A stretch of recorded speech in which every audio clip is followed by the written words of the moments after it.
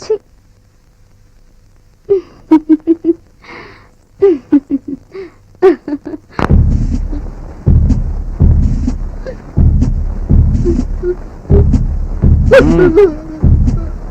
అయ్య గారు ఏమయ్యారో చెప్పరా? తెలియదయ్యా, మా అయ్యగారు ఏం చేయలేదయ్యా. సరే ఓకే, మీ అయ్యగారు ఎక్కడ ఉన్నారో నీకు తెలీదు, మరి ఏమైపోయారు? అదే నాకు అర్థం కావడం లేదయ్యా. నువ్వు నా సహనాన్ని పరీక్షిస్తున్నావు. దేవుడి మీద ఒట్టయ్యా, మా అయ్యగారు ఏం చేయలేదయ్యా.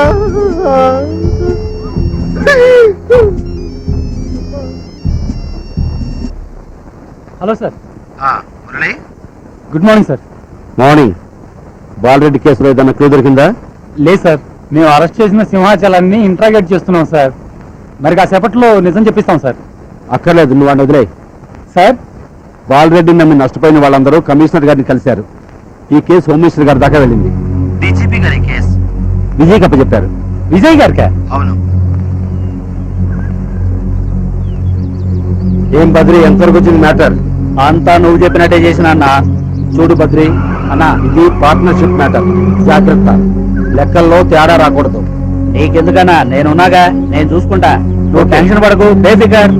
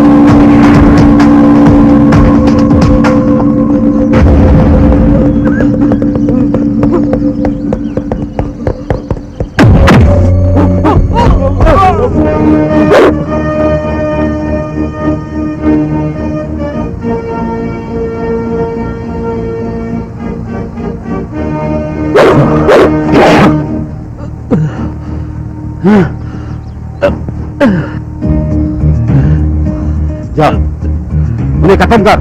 रारा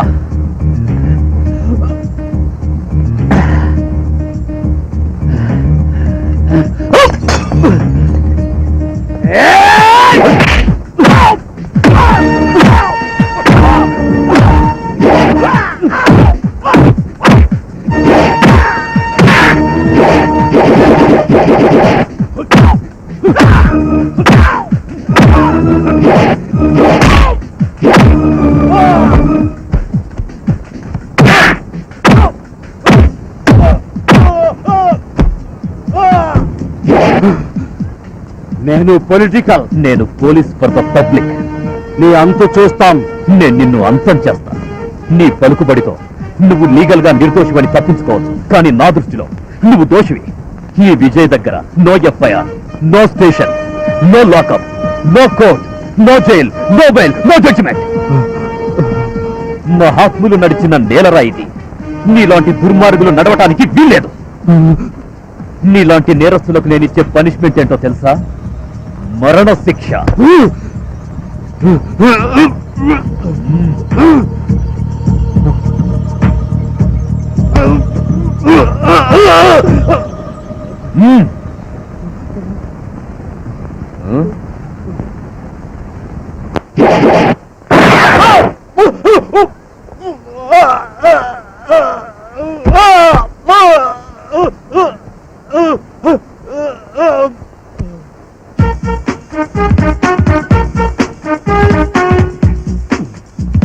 ఏంటబ్బా, జయ కిచెన్ లో కనిపించడం లేదు?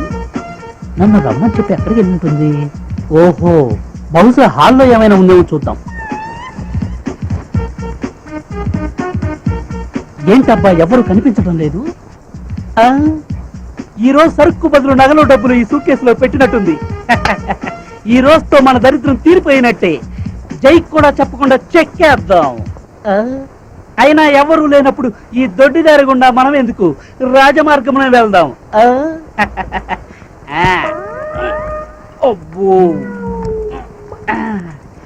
బాగానే సర్దినట్టుంది. చంటి వస్తున్నట్టుంది. దొరికామా? వంగ పెట్టి కూర్చోబెట్టి తంచుతారు. అదేంట్రా ఇక్కడ ఉండాల్సిన సూట్ కేసు ఇక్కడికి వచ్చింది? బహుశా కాళ్ళు వచ్చాయేమోరా. కాళ్ళు వచ్చినా ఏళ్ళు వచ్చినాయో మొత్తానికి సూట్ కేసు దొరికిందిగా. పద, తీసుకెళ్దాం.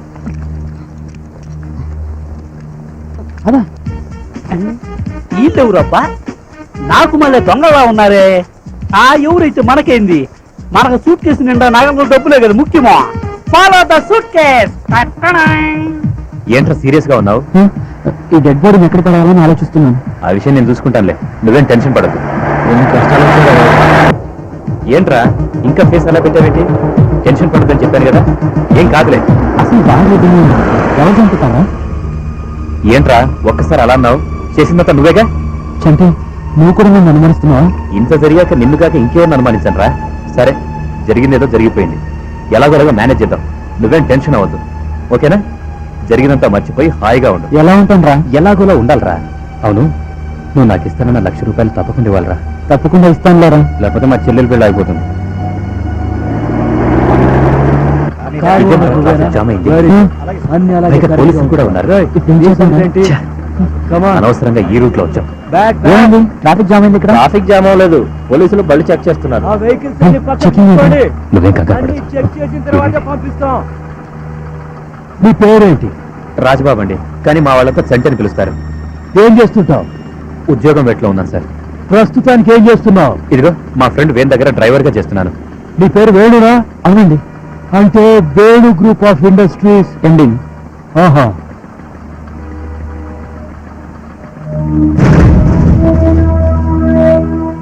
అసలు మీరు దేనికోసం వెతుకుతున్నారు సార్?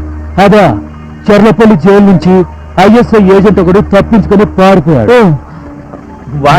వాడు మా కార్లో ఎందుకుంటాడండి? వాడి గురించి మీకు తెలియదు. వాడు ఖతర్నాక్ మనిషి. ఏ నిమిషంలో ఎక్కడుంటాడో ఎవరికి తెలియదు. ఓహో, ఆ సూట్ కేసులో ఏముంది? Dead body. ఏంటి ఎగతాళా? తీసి చూసుకోండి, మీకే తెలుస్తుంది. మా వాడు వెలకొల మాడుతున్నాడు సార్, అందులో దక్కన్నాయి అంతే. అయినా సరే ఓపెన్ చేసి చూపించండి. దిగి తీసి చూపించు.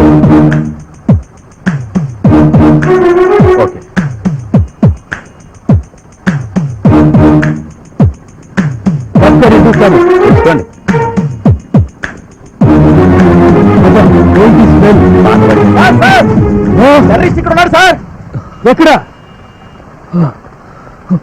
అమ్మయ్య, బతికిపోయాం.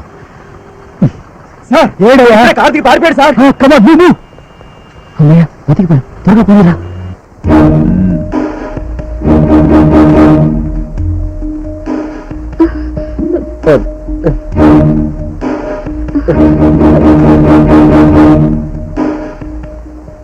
హత్య జరిగిన రోజు రాత్రి బాలరెడ్డి గారి ఇంటికి వెళ్ళినప్పుడు ముందు గది తలుపు తీసుందన్నారు, అవునా? అవునయ్యా. వెనక గది తలుపు కూడా తీసుందా? నేను కూడా చూడలేదయ్యా. నేరుగా మేడ మీదకి వెళ్ళాం. అయ్యగారి శవాన్ని చూసి భయపడి కిందకు వచ్చేసాం. వెనక తలుపు తీసుందో లేదో చూడలేదయ్యా. ఇన్స్పెక్టర్, మీరు బాలరెడ్డి ఇంటికి వెళ్ళినప్పుడు బ్యాక్ డోర్ చూసారా? చూశాను సార్, క్లోజ్ చేసి ఉంది, గడి కూడా వేసింది. Are you sure? Yes sir, I'm sure. ఆ రోజు రాత్రి బాలరెడ్డి గారింటికి ఇంకెవరన్నా వచ్చారా? చంటి అనే కుర్రాడు వచ్చి అయ్యగారితో గొడవ పడ్డాడయ్యా. సంటీనా? అవునయ్యా. అయ్యగారు సింహాచలం పెద్దగా కేకేశాడయ్యా. ఏం జరిగిందా అని నేను లోపలికి వెళ్ళేసరికి సంటి అయ్యగారు చొక్కా పెట్టుకుని బెదిరిస్తున్నాడయ్యా. మా అయ్యగారు చొక్కాయే పట్టుకుంటావురా అని నేను మా అయ్యగారు కలిసి ఆయన మెడబెట్టుకుని బయటికి గింటేశామయ్యా. అతని పేరు సంటి అని నీకెలా తెలుసు? అది అది అది ఇంతకు ముందు కూడా ఆయన అయ్యగారి దగ్గరికి చాలా సార్లు వచ్చారయ్యా. ఓ, ఆ రోజు రాత్రి సంటి ఒక్కడే వచ్చాడా, ఇంకెవరైనా వచ్చారా? ఇంకెవరు లేరయ్యా, సంటి ఒక్కడే వచ్చాడయ్యా. ఓకే, మీరు వెళ్ళొచ్చు. నమస్కారం.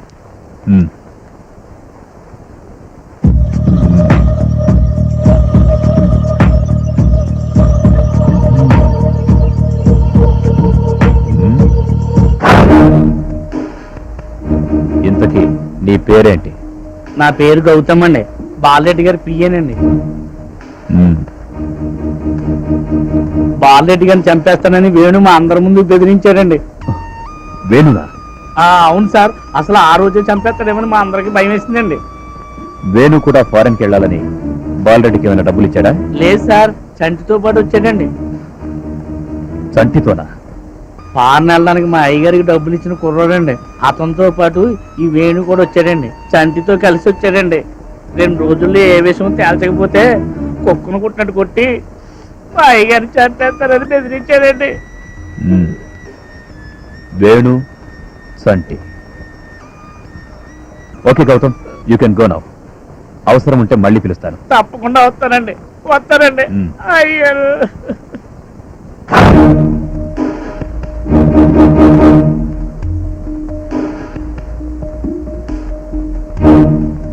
బాత్రూమ్ లో బ్లీచింగ్ వేస్తానంటే వద్దన్నాడు సార్. ఆ రోజు ఉదయం నుంచి చాలా కంగారుగా ఉన్నారు సార్. ఫ్రిడ్జ్ లో నీళ్లు పెట్టమని చిన్న మేడం గారు చెప్తే చాలా కంగారు పడిపోయారు సార్. సో మీ చిన్నబాబు వేణు త్వరలో అనుపమ అనే అమ్మాయిని పెళ్లి చేసుకోబోతున్నాడు. అవును సార్. మీ అయ్యగారు అమ్మగారు ఊళ్ళో లేరు. అవును సార్. అన్నట్టు వేణుకి చంటి అనే ఫ్రెండ్ ఉన్నాడా? ఉన్నాడు సార్, పొద్దున్న నుంచి చిన్నబాబుతో పాటు ఇంట్లోనే ఉన్నాడు. పొద్దుటి నుంచి ఇంట్లోనే ఉన్నాడా? అవును సార్, ఇద్దరు చాలా కంగారుగా ఉన్నారు. మధ్యాహ్నం అన్నం తినమన్నా తినలేదు. ఇద్దరు కారులో మధ్యాహ్నం బయటకు వెళ్ళిపోయారు. లగేజ్ ఏమైనా పట్టుకెళ్లారా? ఇంత పెద్ద సూట్ కేసు కారులో పెట్టుకుని వెళ్ళిపోయారు సార్. పెద్ద సూట్ కేసా? అవును సార్. ఓకే, మీరిద్దరూ వెళ్ళొచ్చు. అలాగే సార్. నమస్కారం సార్.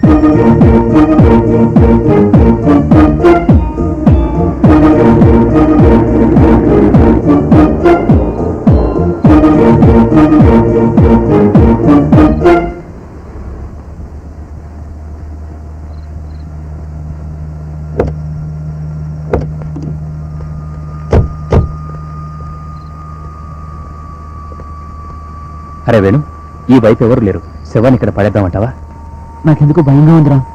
ఇంకాస్త లోపలికి వెళ్తే బాగుంటుందేమో. సరే, పద చూద్దాం.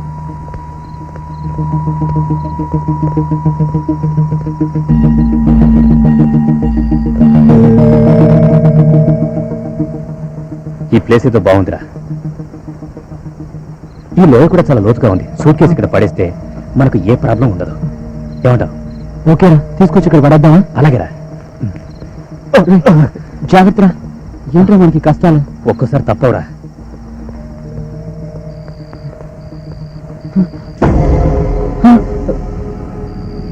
సూట్ కేసు ఎదురా. అయ్యో బాబోయ్, ఏదిరా? రే, ఏదైతేనే శవం కూడా వదిలిందిరా. వెళ్దాం పద. వెళ్ళిపోదాం. ఎక్కువసేపు ఇక్కడ ఉంటా మంచిది కాదురా. ఇక్కడ చూస్తావే, ఎక్కరా? అసలు సూట్ కేసు ఏమైందిరా? ఏం చేద్దామంటావు? రే, ఇంతవరకు సూట్ కేసు గురించి పడ్డ టెన్షన్ చాలు. రిలాక్స్ అవుదాం. అంతేనంటావా? అంతే. ఈ రోజుతో నా దశ మారిపోయింది. ఈ డబ్బుతో దుబాయ్ పారిపోయి హ్యాపీగా చచ్చే వరకు బతకచ్చు. Hello lift. ఛా, వెళ్ళిపోయాడే. Hello stop. Hello stop. అమ్మో, కాలు తగిలేసింది. లక్ష్మీదేవి, సారీ అమ్మా. Best fellows. వీడెవడబ్బా పిచ్చోళ్ళలాగున్నాడే, ఆపకుండానే ఆపాడు. ఏంటో దుక్కు.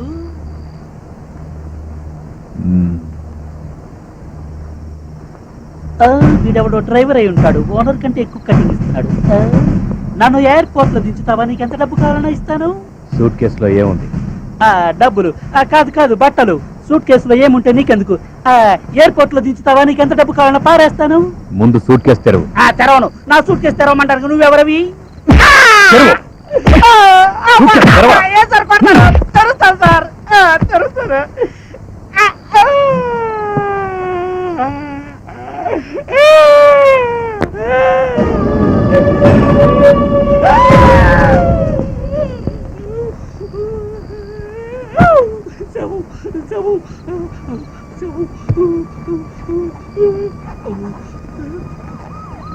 రాస్కల్, బట్టలని అబద్ధాలు చెప్తావా?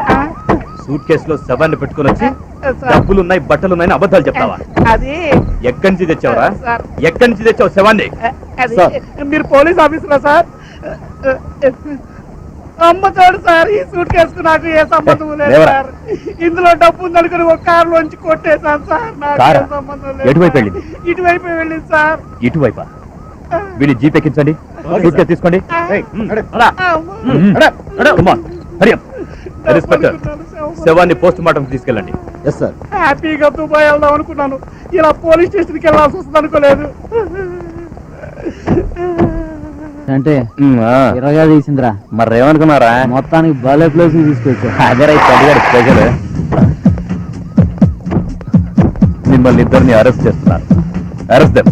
ఎక్స్క్యూజ్ మీ సార్, మమ్మల్ని ఎందుకు అరెస్ట్ చేస్తున్నారు తెలుసుకోవచ్చా? ముందు జీప్ ఎక్కండి, మీకే తెలుస్తుంది. Take them. Constable sir. ఏంటో ఇదంతా?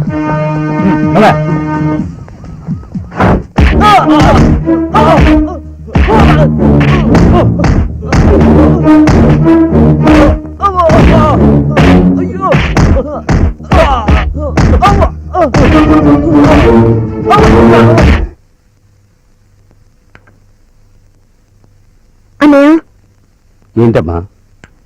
నీతో విషయం మాట్లాడాలి. చెప్పు. చంటి అని ఎవరు? చంటినా?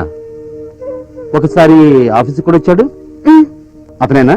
అతనే, వెరీ గుడ్ పర్సన్. పాపం పెద్ద ప్రాబ్లంలో ఇరుక్కున్నాడు. ప్రాబ్లమా? ఏం ప్రాబ్లం అది?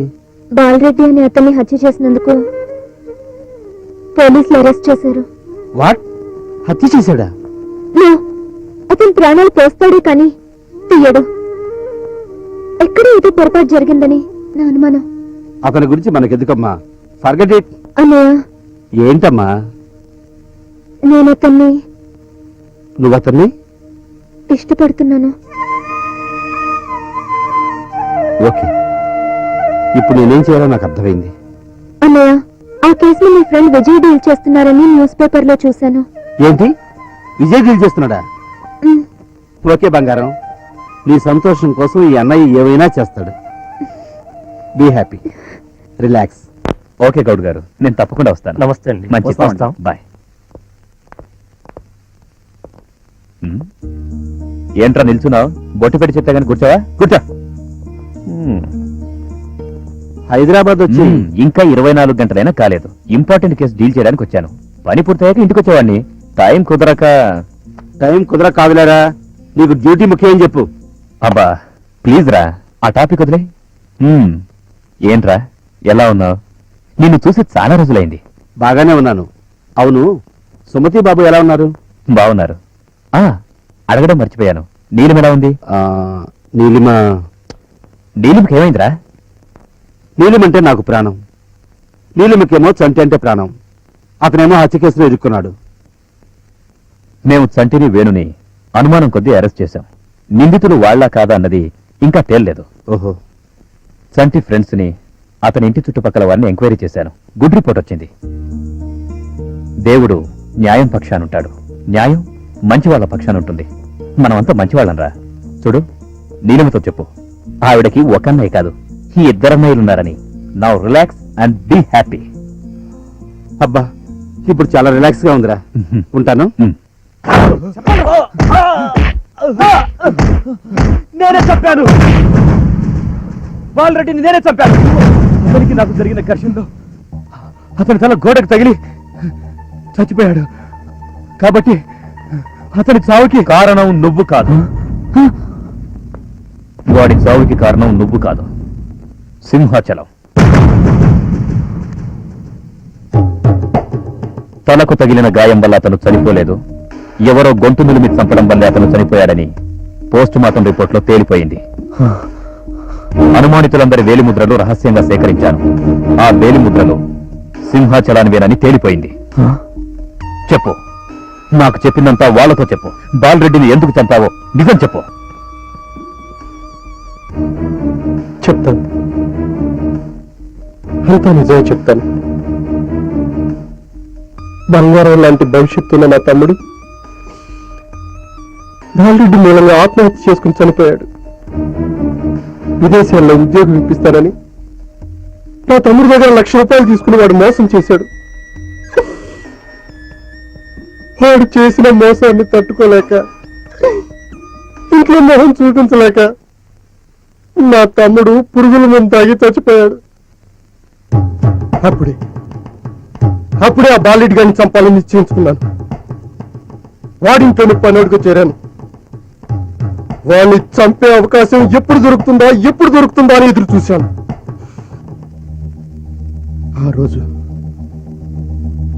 ఆ రోజు నాకు అవకాశం దొరికింది.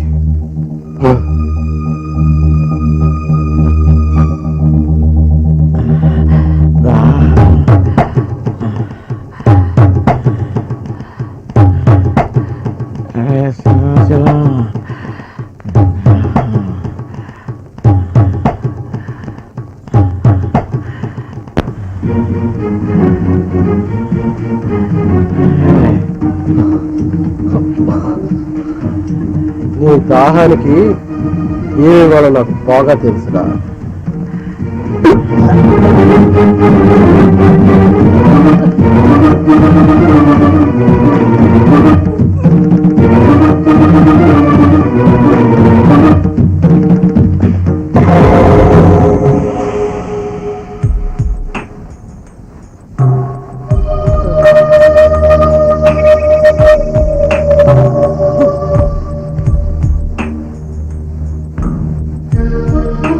వాడిని నా చేతులతోనే నేను కసి తీరా చంపాను.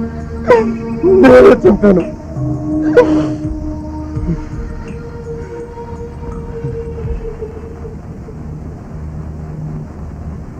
ఇప్పుడు మీరు ఏ శిక్ష విధించినా అనుభవించడానికి నేను సిద్ధంగా ఉన్నాను. మురళి, వాళ్ళ కట్లిపండి.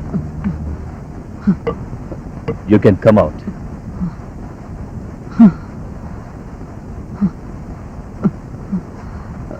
కానిస్టేబుల్ సార్, ఓపెన్ చేయి. Okay sir.